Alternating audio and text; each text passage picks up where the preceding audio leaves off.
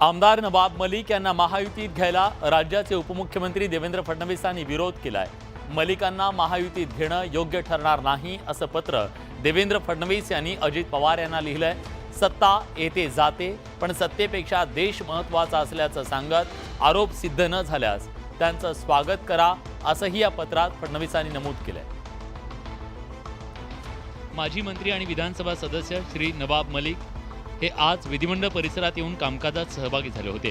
विधानसभा सदस्य म्हणून त्यांचा तो अधिकार सुद्धा आहे, परंतु ज्या पद्धतीचे आरोप त्यांच्यावर आहेत ते पाहता त्यांना महायुतीमध्ये घेणं योग्य ठरणार नाही असं आमचं मत आहे। सत्ता येते आणि जाते, पण सत्तेपेक्षा देश महत्त्वाचा। सध्या ते केवळ वैद्यकीय आधारावर जामीन मिळाल्यानं बाहेर आहेत। त्यांच्यावरचे आरोप सिद्ध न झाल्यास आपण त्यांचं जरूर स्वागत करावं, मात्र अशा प्रकारचे आरोप असताना त्यांना महायुतीचा भाग करणं हे योग्य होणार नाही असं आमचं स्पष्ट मत आहे। आपल्या पक्षात कोणाला घ्यायचं हा सर्वस्वी आपला अधिकार आहे, हे मान्यच आहे, परंतु त्यामुळे महायुतीला बाधा पोहोचणार नाही याचा विचार प्रत्येक घटक पक्षाला करावाच लागत असतो। त्यामुळे आमचा या गोष्टीला विरोध आहे। त्यांना देशद्रोहांशी संबंध असल्याच्या आरोपाखाली अटक झाली असली तरी त्यांना मंत्रिपदावर कायम ठेवण्याच्या तत्कालीन मुख्यमंत्री आणि महाविकास आघाडी सरकारच्या विचारांशी आम्ही सहमती दाखवू शकणार नाही। आपण आमच्या भावनांची नोंद घ्याल अशी मला आशा आहे। आपला देवेंद्र फडणवीस। नवाब मलिक अधिवेशनात सत्ताधारी पक्षाच्या बाकावर सर्वात शेवटी बसले होते, त्यामुळे नवाब मलिक यांनी अजित पवार गटाला पाठिंबा दिल्याचं स्पष्ट झालंय। मात्र नवाब मलिकांना महायुतीत घ्यायला देवेंद्र फडणवीसांनी विरोध केला। नवाब मलिकांवर ज्या पद्धतीचे आरोप आहेत त्या पार्श्वभूमीवर त्यांना महायुतीत घेणं योग्य ठरणार नाही असं पत्र देवेंद्र फडणवीसांनी अजित पवारांना लिहिलंय। एकूणच नवाब मलिकांवरून महायुतीत महाभारत रंगल्याचं दिसून आलं।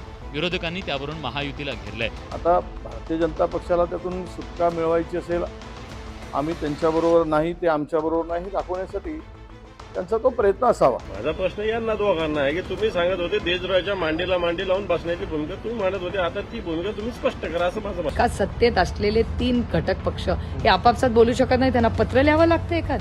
मला विचाराल तर नवाबबाईंना विक्टिमाइज केलं जात आहे म्हणून जी भूमिका देवेंद्रजींनी मांडलेली आहे त्याच्या अजून काय वेगळी भूमिका मांडावी अशातला भाग नाही। त्यांनी जी मांडलेली महायुतीच्या भल्यासाठीची भूमिका आहे। हिवाळी अधिवेशनाच्या पहिल्या दिवशी विरोधकांनी नवाब मलिकांच्या मुद्द्यावरून महायुतीला घेरल्याचं समोर आलंय। राष्ट्रवादी काँग्रेसचे आमदार नवाब मलिक हिवाळी अधिवेशनामध्ये सहभागी झाले। ते कोणत्या गटात सहभागी होणार याबाबत चर्चा सुरू असताना नवाब मलिक सत्ताधारी बाकावर बसल्याचं पाहायला मिळालं। मात्र यावरून विरोधक आणि सत्ताधाऱ्यांमध्ये जोरदार खडाजंगी झाली। दाऊदशी संबंधित सलीम पटेल आणि हसीना पारकर यांच्याशी गोवाला कंपाऊंड जमिनीचा व्यवहार केल्याच्या आरोपात नवाब मलिक यांना तुरुंगवास झाला। त्यानंतर त्यांना जामीन मंजूर झाला। नवाब मलिकांवरून भाजपनं आक्रमक भूमिका घेतली। दाऊदशी संबंध असल्याचा आरोप करत भाजप आणि शिंदेच्या शिवसेनेनं महाविकास आघाडी आणि ठाकरे गटाला घेरलं। मात्र अधिवेशनात मलिक सत्ताधारी बाकावर बसल्यानं विरोधकांच्या हाती आयतं कोलीत लागलं। विधानसभेचे सभागृहात सत्ताधारी पक्षाच्या बाकावर बसले यांच्याविषयी माननीय मुख्यमंत्री उपमुख्यमंत्र्यांनी वारंवार जाहीर वक्तव्य केलेलं आहे की एका देशद्रोहाच्या मांडीला मांडी लावून आम्ही बसू शकत नाही। देशद्रोहाचा आरोप झाल्यानंतर ते जेलमध्ये असताना तुम्ही त्यांना मंत्रिपदावरून का काढलं नाही याचं उत्तर आधी द्या, मग आम्हाला सवाल विचारा। मलिक सत्ताधारी बाकावर बसले असले तरी त्यांनी आपण राष्ट्रवादीच्या कोणत्या गटासोबत आहोत हे स्पष्ट केलेले नाहीये। तर गिरीश महाजनांनी मलिकांना विरोध असल्याचं सांगितलं। त्यामुळे मलिकांवरून महायुतीत वादळ येण्याची शक्यता आहे, तर विरोधक यावरून आक्रमक होण्याची चिन्ह आहे। हिवाळी अधिवेशनाच्या पहिल्या दिवशी राष्ट्रवादीच्या कार्यालयाचा वाद तापल्याचं पाहायला मिळतंय। विधिमंडळ परिसरात असणाऱ्या राष्ट्रवादीच्या कार्यालयातील शरद पवार गटाचे प्रतोद जितेंद्र आव्हाड यांच्या नावाची पाटी लावण्यात आली। मात्र ही पाटी काही तासात पुन्हा काढण्यात आली। बुधवारी या ठिकाणी अजित पवार गटाचे प्रतोद अनिल पाटील आणि उपमुख्यमंत्री अजित पवार यांच्या नावाची पाटी लावण्यात आली होती। त्यानंतर रात्री जितेंद्र आव्हाड यांच्या देखील नावाची या ठिकाणी पाटी लावण्यात आल्यानं कार्यालय नेमकं कुणाला मिळालं याबद्दलची चर्चा सुरू झाली होती। मात्र आता जितेंद्र आव्हाड यांच्या नावाची पाटी काढून टाकण्यात आल्यानं राष्ट्रवादीच्या दोन्ही गटात वाद निर्माण झालाय। कार्यालय आमचं ओरिजिनल राष्ट्रवादी काँग्रेस पक्षाचं कार्यालय आहे, आम्हाला ते देण्यात आलं होतं, पण त्या ठिकाणी जो आमचा दुसरा गट आहे त्या दुसऱ्या गटाला अलग कार्यालय द्यायला पाहिजे, अलग कार्यालयाची मागणी करायला पाहिजे। कार्यालय हे विधिमंडळाच्या विधान भवनामध्ये उपलब्ध करून देण्याची जबाबदारी अध्यक्षांकडे असते आणि त्यानुसार ते अलॉट झालेलं आहे। आव्हाड यांच्या नावाची पाटी काढून टाकण्यात आल्यानं राष्ट्रवादीचं कार्यालय अजित पवार गटाला मिळालं का याबद्दल राजकीय वर्तुळात चर्चा सुरू झाली आहे। दिशा सालियान मृत्यू प्रकरण गेल्या अनेक दिवसापासून चर्चेत आहे। विरोधकांकडून सातत्यानं आदित्य ठाकरेंवर या प्रकरणी आरोप प्रत्यारोप केले जात असून भाजप आमदार नितेश राणे या प्रकरणी आदित्य ठाकरेंवर वारंवार थेट आरोप करत होते. आता या प्रकरणाला वेगळं वळण मिळालं. कारण दिशा सालियन प्रकरणी राज्य सरकार आदित्य ठाकरेंची एसआयटी चौकशी करणार आहे. अतिरिक्त पोलीस आयुक्तांच्या नेतृत्वात एसआयटी काम करणार आहे. दिशा सालियन प्रकरणात आदित्य ठाकरेंच्या चौकशीची मागणी सातत्यानं काही आमदार करत होते.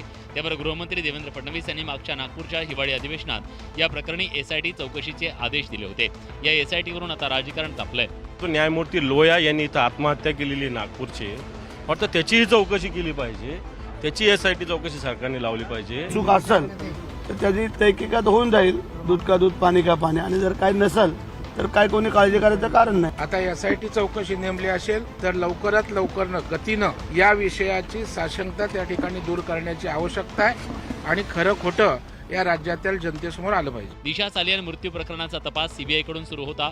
मात्र सीबीआयनं या प्रकरणात कोणताही राजकीय अँगल नाही, दिशाचा मृत्यू इमारतीहून तोल जाऊन पडल्यानं झाला असा निष्कर्ष तपासांती काढला. आता या प्रकरणी एसआयटी नेमण्याचा निर्णय सरकारनं घेतल्यानं आदित्य ठाकरेंच्या अडचणी वाढण्याची शक्यता आहे. नागपुरात हिवाळी अधिवेशनाला सुरुवात झाली. यावेळी विधानभवन परिसरात ठाकरे गट आणि शिंदेच्या शिवसेनेचे आमदार आमने-सामने आले. मात्र यावेळी ते एकमेकांच्या अंगावर धावून जाण्यासाठी नव्हे तर एकमेकांना कोपर खळ्या आणि चिमटे काढण्यासाठी गेले. विधानभवनाच्या पायऱ्यांसमोरच शिंदे गटाचे आमदार संजय शिरसाट आणि ठाकरे गटाचे आमदार वैभव नाईक समोरासमोर आले. दोघांमध्ये दिलखुलास दोस्ताना चर्चा सुरू झाली. यावेळी मंत्रिपदावरून वैभव नाईकांनी शिरसाट गोगावलेंना चिमटे काढले. तुम्हाला मंत्रिपद करण्याची उत्सुकता आम्ही जरी तुमचे विरोधक असलो तरी आम्हाला आहे. याला म्हणतात संस्कृती. महाराष्ट्रामध्ये ही जपणारा माझा मित्र आहे, याच्याबद्दल मला अभिमान आहे. नाईकांनी गोगावलेंच्या कोटवरून शालजोडीतले टोले हाणले तर पलटवार करताना गोगावलेंनी नाईकांना थेट ऑफरच दिली. परत शेठ दर अधिवेशनाला वेगवेगळ्या कलरचा कोट घालून यायचे. आता त्यांनी कोट घालण्याचं सोडून दिले, त्यामुळे त्यांनी मंत्रिपदाची आता सोडली काय. वैभवची जर इच्छा असेल तर त्याला तो कोट माझा चढून देतो. एखाद्या ह्याच्याच गोष्टी मी थांबलो तर वैभव जर आमच्याकडे आगमन करत असेल तर मी त्यासाठी पण थांबू शकतो. अजून त्यांचा व्हीप आता आम्हाला चालतो, म्हणून त्यांनी जर एखादं स्टेटमेंट केलं असेल ना तर ते अधिकृत असतं. म्हणून जर बघ तुझी काही इच्छा असेल तर बघ विचार कर बाबा. हास्याचे फवारे उडत असताना हलक्या फुलक्या जुगलबंदीनं एकमेकांची टोपी उडवण्याची स्पर्धा 3 आमदारांमध्ये रंगल्याचं पाहायला मिळालं.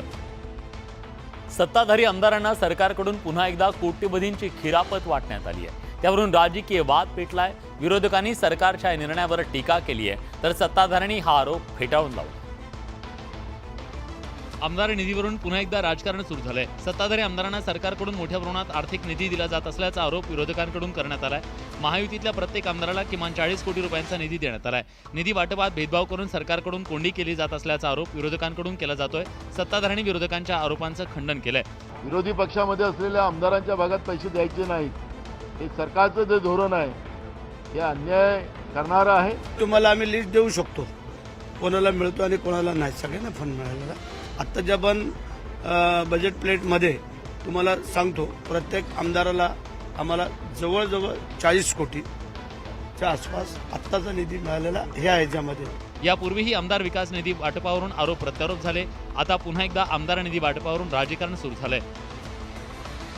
शिवसेनेच्या 16 आमदारांच्या अपात्रतेप्रकरणी विधानसभा अध्यक्षांसमोर सुनावणी सुरू आहे. सुनील प्रभूंची उलट तपासणी काही दिवसांपूर्वी पार पडली. आता शिंदेसोबत असलेले आमदार दिलीप लांडे यांची आज साक्ष नोंदवण्यात आली. यावेळी त्यांच्यावर ठाकरेंच्या पक्षाच्या वकिलांनी प्रश्नांची सरबत्ती केली. ठाकरेंचे वकील देवदत्त कामतांनी प्रश्न विचारला. आपण जी साक्ष दिली आहे ती एकनाथ शिंदे यांच्या वतीनं दिली की तुमच्या वतीनं दिली आहे? त्यावर दिलीप लांडे यांनी सांगितलं, मी वस्तुस्थिती मांडतोय. देवदत्त कामत यांनी पुन्हा प्रश्न केला. 2005 बाळासाहेब ठाकरे हयात असताना पक्ष का सोडला होता? दिलीप लांडेंनी त्यावर उत्तर दिलं, मी आपल्यासमोर जी साक्ष दिलेली आहे ती सध्याच्या वस्तुस्थितीवर दिलेली आहे. मी हिंदू हृदय सम्राट बाळासाहेब ठाकरे यांच्या विचारांशी एकरूप राहून हिंदू त्याचे विचार पुढे नेण्यासाठी आणि बाळासाहेबांची जी शिकवण दिलेली आहे ती आचरणात आणण्यासाठी मी माझ्या पत्रात दिलेली आहे. त्यावर राहुल नार्वेकरांनी सांगितलं की तुम्ही साक्ष देत असताना शिवाजी पार्कचं भाषण देऊ नका. तर कामत म्हणाले की 2005 शिवसेना पक्ष सोडला होता की नव्हता? त्यावर दिलीप लांडेने उत्तर दिलं, मी आदरणीय शिवसेना प्रमुख बाळासाहेब ठाकरे यांच्या आशीर्वादाने शिवसैनिक होतो. तर कामत म्हणाले, आपण मनसे या पक्षात सामील झाला होता का आणि कधी निवडणूक लढवली होती का? त्यावर शिंदे समर्थक आमदार दिलीप लांडेंनी म्हटलं की मी मनसे पक्षाचा नेता होतो आणि मनसेतून मी निवडणूक लढवली आहे. मी आपल्याला सांगू इच्छितो की बाळासाहेब हयात असताना पक्ष सोडला होता आणि मनसेमध्ये सहभागी झालात. यावर आपल्याला काय बोलायचंय? त्यावर दिलीप लांडेंनी उत्तर दिलं, मला यावर काही बोलायचं नाहीये. 5 राज्यातल्या विधानसभा निवडणुकीच्या निकालानंतर ईव्हीएमवरून पुन्हा एकदा राजकारण सुरू झालंय. विरोधकांनी मतपत्रिकेवर लोकसभा निवडणुका घेण्याचं आव्हान दिलं, तर आता मतदान केंद्रात सीसीटीव्ही बसवण्याची मागणी पुढे आली आहे. 5 राज्यातल्या निवडणुकांच्या निकालानंतर विरोधकांनी पुन्हा एकदा ईव्हीएमवर प्रश्नचिन्ह उपस्थित केलंय. ऐन लोकसभा निवडणुकीच्या तोंडावर भाजपच्या सरशीमुळे विरोधकांना मोठा धक्का बसलाय.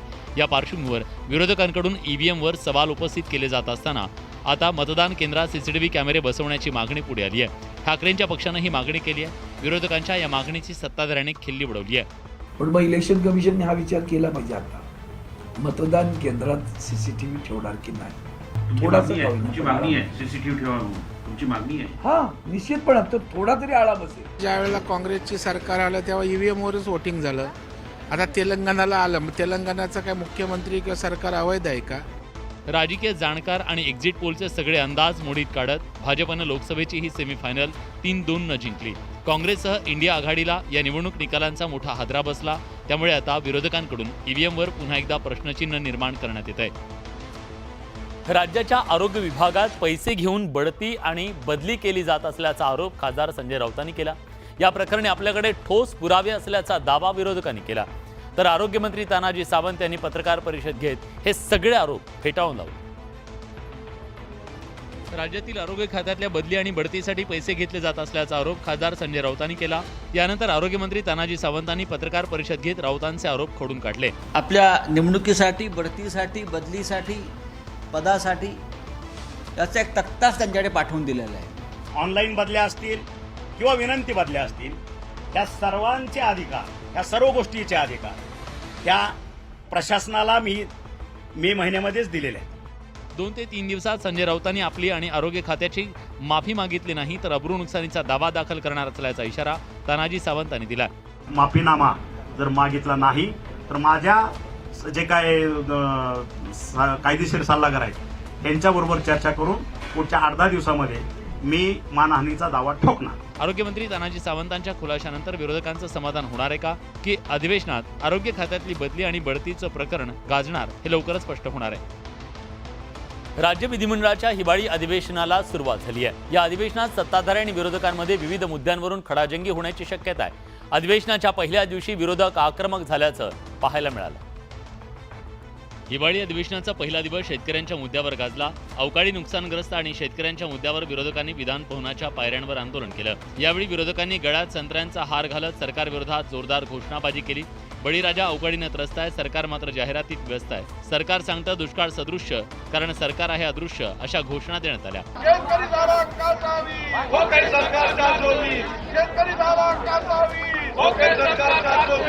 शेतकऱ्यांची कर्जमाफी झाली पाहिजे अशी विरोधकांकडून मागणी करण्यात आली. सभागृहाबाहेर आंदोलन सुरू असताना सभागृहात विरोधक आक्रमक झाल्याचं दिसून आलं.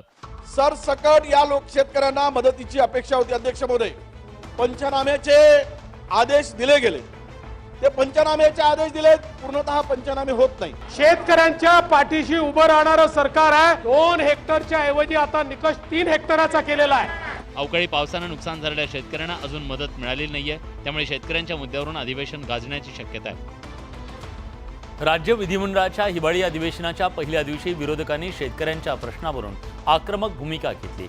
सभागृहाचा हेर आणि सभागृहात या प्रश्नी विरोधक आक्रमक झाले. त्यातच राज्याचे मुख्यमंत्री, उपमुख्यमंत्री आणि कृषी मंत्र्यांनी शेतकऱ्यांच्या बांधावर जात अवकाळीनं नुकसान झालेल्या शेतकऱ्यांना धीर दिला, दिलासा दिला. राज्यात अवकाळीमुळे शेतकऱ्यांचं अतोनात नुकसान झालंय. या अवकाळीनं झालेल्या शेतकऱ्यांच्या बांधावर मुख्यमंत्री एकनाथ शिंदे आणि उपमुख्यमंत्री देवेंद्र फडणवीस आणि कृषी मंत्री धनंजय मुंडे पोहोचले. त्यांनी नागपूर जिल्ह्यातल्या मौदा तालुक्यातल्या इसापूर तारसा आणि निमखेडा तारसा या गावांना भेट देऊन अवकाळीनं झालेल्या नुकसानीची पाहणी केली. यावेळी नुकसानीची दखल घेऊन त्वरित नुकसान भरपाई देण्याची मागणी शेतकऱ्यांनी केली. यावेळी मुख्यमंत्री एकनाथ शिंदे यांनी झालेल्या नुकसानीचा आढावा घेऊन लवकरात लवकर मदत दिली जाईल असं शेतकऱ्यांना आश्वस्त केलंय. या अधिवेशनामध्ये शेतकऱ्याला नुकसान भरपाईची आम्ही सर्व पंचनामे आता कलेक्ट होतील. पंचनामे एकत्र आल्यानंतर त्याचा आढावा घेऊन नुकसान भरपाई जाहीर.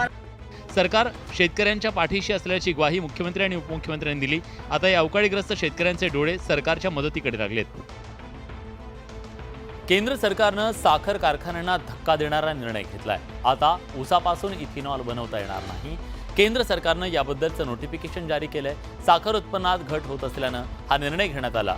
केंद्र सरकारच्या या निर्णयानं आगामी 1 वर्षासाठी ऊसापासून इथेनॉल बनवता येणार नाही. गेल्या अनेक वर्षापासून साखर कारखान्यांनी साखर उत्पादनासोबतच इथेनॉल निर्मितीवर सुद्धा भर दिला. काही प्रमाणात पर्यायी इंधन म्हणून सुद्धा इथेनॉलचा वापर केला जातो. मात्र साखर कारखान्यात ऊसापासून केल्या जाणाऱ्या इथेनॉल निर्मितीवर केंद्र सरकारनं बंदी घातली आहे. याबाबतची अधिसूचना केंद्र सरकारनं जारी केली आहे. अपुऱ्या मान्सूनमुळे यंदा ऊस उत्पादनात घट झाली आहे. त्यामुळे साखरेचं उत्पादन कमी होऊन साखरेचे दर वाढण्याची भीती आहे. साखर उत्पादनात घट होत असल्यानं आगामी 1 वर्षासाठी ऊसापासून इथेनॉल निर्मितीवर बंदी घालण्यात आली आहे. त्याची सगळी माहिती घेऊ आणि केंद्र आणि राज्य सरकार शेवटी शेतकऱ्यांच्या पाठीशी आहे. त्यामुळे नक्कीच केंद्राला देखील आम्ही विनंती करू. त्याच्यासाठी पुढच्या आठवड्यात आमचं डेलिगेशन आम्ही केंद्रीय सहकार मंत्र्यांना भेटण्यासाठी जात आहोत. आधी साखरेवर निर्यात बंदी लादण्यात आली. त्यानंतर ऊसापासून इथेनॉल उत्पादनावर बंदी घातल्यानं साखर कारखानदारांना ऊस उत्पादकांना फटका बसण्याची शक्यता आहे. तेलंगणात सत्तांतर झालंय. विधानसभा निवडणुकीमध्ये बीआरएसला धोबीपछाड देत काँग्रेसनं तेलंगणाची सत्ता खेचून आणली आहे. आता तेलंगणाच्या मुख्यमंत्रीपदी रेवंत रेड्डी विराजमान झालेत. तेलंगणातल्या हैदराबादच्या लालबहादूर शास्त्री स्टेडियमवर आयोजित करण्यात आलेल्या शपथविधी सोहळ्यात काँग्रेसचे नेते रेवंत रेड्डी यांनी पद आणि गोपनीयतेची शपथ घेतली. तेलंगणाचे राज्यपाल टी सुंदरराजन यांनी काँग्रेसचे नेते रेवंत रेड्डी यांना मुख्यमंत्री पदाची शपथ दिली. तेलंगणाच्या नवनिर्वाचित मुख्यमंत्र्यांच्या शपथविधीसाठी काँग्रेसचे अध्यक्ष मल्लिकार्जुन खरगे, सोनिया गांधी, राहुल गांधी आणि प्रियंका गांधी, कर्नाटकचे मुख्यमंत्री सिद्धरामय्या, उपमुख्यमंत्री डी शिवकुमार यांच्यासह अनेक काँग्रेसचे नेते उपस्थित होते. रेवंत रेड्डी हे तेलंगणा काँग्रेसचे प्रदेशाध्यक्ष आहेत. रेवंत रेड्डी तेलंगणाचे दुसरे मुख्यमंत्री असतील. 2013मध्ये तेलंगणाच्या स्थापनेनंतर काँग्रेस पहिल्यांदाच सत्तेत आली आहे. आतापर्यंत के चंद्रशेखर राव 2दा मुख्यमंत्री झाले होते. मात्र यावेळी त्यांना हॅट्रिक साधण्यात अपयश आलं. रेवंत रेड्डींनी चंद्रशेखर रावांचं स्वप्न धुळीला मिळवलं आणि काँग्रेसकडे सत्ता खेचून आणली. महसूल मंत्री राधाकृष्ण विखे पाटील यांच्या मतदारसंघातील पिंपरी निर्मळ या गावात 2 कुटुंबावर जीवघेणा हल्ला झाला. या कुटुंबातील सदस्यांना मारहाण करत तोडफोड करण्यात आली. सुमारे 400 जणांच्या जमावानं हा हल्ला केल्याचा आरोप होतोय. अहमदनगर जिल्ह्यातल्या निर्मळ पिंपरी गावामध्ये जमावानं 2 कुटुंबावरच्या या हल्ल्यामागे नुकत्याच झालेल्या ग्रामपंचायत निवडणुकीची पार्श्वभूमी असल्याचं बोललं जात आहे. संतप्त झालेल्या 300 ते 400 लोकांच्या जमावानं घराची तोडफोड आणि जाळपोळ केली. हल्ला करणाऱ्या जमावाकडून यांचं मणिपूर करा असं सांगण्यात येत असल्याचा आरोप पीडित कुटुंबाच्या वतीनं करण्यात आला. तसंच दिव्यांग आणि लहान मुलांना सुद्धा मारहाण करण्यात आल्याचा आरोप करण्यात आलाय. 300-400 लोकांचा जमाव आला. गावातली लाईट बंद करण्यात आली आणि मणिपूर सारखी घटना घडा. यांच्या म्हाताऱ्या बाया सुद्धा वडा, यांच्या पुरी सुद्धा वडा. दोन्ही पोलीस नेते अॅट्रॉसिटी आणि इतर आयपीसीच्या कायद्याप्रमाणे गुन्हा दाखल करण्यात आला आहे. गावामध्ये शांतता आहे. या हल्ल्यामुळे घाबरलेल्या कुटुंबानं रात्रीपासून लोणी पोलीस स्टेशनचा आसरा घेतला असून लहान मुलाबाळांसह सर्वजण घाबरलेत. गावात सध्या पोलीस बंदोबस्त तैनात करण्यात आला असून तणावपूर्ण शांतता आहे. आई तुळजाभवानी चरणी भाविकांनी दान केलेल्या सोनं आणि चांदीतल्या बोगसपणा रोखण्यासाठी मंदिर समितीनं सोनं चांदी शुद्धता तपासणी मोहीम सुरू केली आहे. यासाठी मंदिर संस्थानं 24 लाखांची मशीन खरेदी केली. आई तुळजाभवानीच्या चरणी दर दिवशी हजारो भाविक दर्शन घेतात.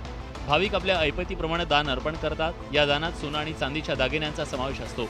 मात्र तुळजाभवानीला दान केलेल्या सोनं चांदीमध्ये काही सोनं आणि चांदी बोगस असल्याच्या अनेक तक्रारी मंदिर संस्थानला मिळाल्या होत्या. हा प्रकार रोखण्यासाठी तुळजाभवानी मंदिर संस्थानं सोनं चांदी शुद्धता तपासणी मोहीम हाती घेतली आहे. या मोहिमेअंतर्गत मंदिर संस्थानं सोनं चांदीची शुद्धता तपासणी करणारं मशीन खरेदी केले आहे. भाविकांनी दान केलेलं सोनं आणि चांदी जागेवर मोजलं जाणार असून त्याची रीतसर पावती भाविकांना दिली जाणार आहे. साधारणतः शुद्धतेचं प्रमाण कळतं त्या धातूचं, कुठला धातू आहे आणि कुठल्या प्रकारचे त्यात इतर धातू मिसळलेले आहेत का, त्याचं सुद्धा प्रमाण आपल्याला साधारणतः कळतं. तर ती आम्ही मग ट्रस्टच्या माध्यमातून आम्ही ती खरेदी केलेली आहे. मंदिर संस्थानं घेतलेल्या निर्णयामुळे भाविकांना सुद्धा दान स्वरूपात अर्पण केलेल्या दागिन्यांची शुद्धता करणार आहे. तुम्हाला अभिनेता अजय देवगणचा रेड चित्रपट आठवतोय का? एका धाडसी आणि प्रामाणिक आयकर विभागाच्या अधिकाऱ्यांची केलेल्या खऱ्याखुऱ्या छापेमारीवर हा चित्रपट आधारित आहे. या चित्रपटाची आठवण पुन्हा एकदा ताजी झाली. आयकर विभागानं ओडिशातील बोलंगीर, संबलपूर आणि झारखंडमधल्या रांची, लोहरदगा इथल्या बौद्ध डिस्टिलरीज प्रायव्हेट लिमिटेडच्या मालमत्तांवर कारवाई केली आहे. या छापेमारीत कंपनीशी संबंधित परिसरातून आयकर विभागानं नोटांचे मोठमोठे बंडल जप्त केले. बुधवारपर्यंत या छापेमारीत जप्त करण्यात आलेल्या रकमेपैकी तब्बल 50 कोटी रुपयांच्या नोटांची मोजणी पूर्ण झाली. मात्र तरीही मोठ्या प्रमाणात नोटा शिल्लक होत्या. नोटांची संख्या इतकी जास्त होती की नोटा मोजण्यासाठी आणलेल्या मशीन सुद्धा थकल्या आणि त्या बंद पडल्या. त्यावरून आयकर विभागाच्या छापेमारीत किती मोठं घबाड सापडलंय याचा अंदाज येऊ शकतो. तर या होत्या दिवसभरातल्या सर्व महत्त्वाच्या बातम्या, दमदार बातम्या. दमदार 10 या बुलेटिनमध्ये आपण इथेच थांबतोय. ताज्या घडामोडींसाठी बघत रहा न्यूज 18 लोकमत.